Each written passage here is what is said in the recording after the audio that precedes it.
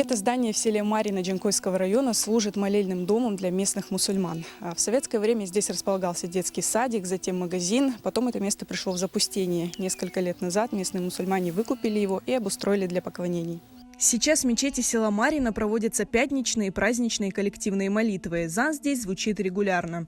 Аллаху Акбар, Аллаху Акбар.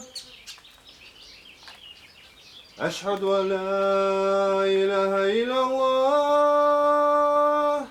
За несколько лет жители поставили здесь забор, отремонтировали одну комнату, где сейчас совершают намаз. Но здание нуждается в срочном ремонте. Bütün duvarlar çatlak idi.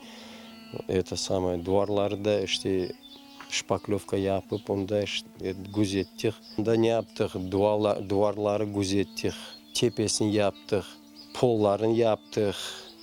Kavralin yaydırdık, koyduk. Duvarlarını aboy yapıştırdık. Bu resmine pencereleri değiştirmeye gerek.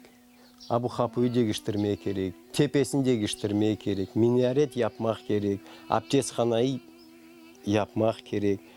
Çok işim bunda. На призыв о помощи в ремонте откликнулись неравнодушные жители Крыма, и уже в ближайшие дни в здании заменят окна. Местные активисты стараются все средства вкладывать в обустройство мечети. Но самой большой проблемой считают то, что в мечеть приходит мало людей. Koyumuzda 75 xoronta yaşay, bizim Kırım Tatar xorontası.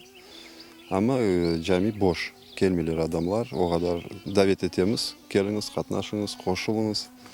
Ama bir kimse gelmiyor, bilmem ne için, ne sebepten. Ben bellisem dinsizlikten.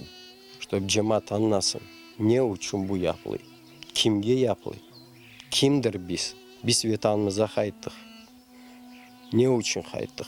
У местных мусульман большие планы на обустройство мечети. Здесь хотят проводить ифтары, сделать детскую площадку. Поддержать работы по обустройству мечети можно, перечислив средства на счет.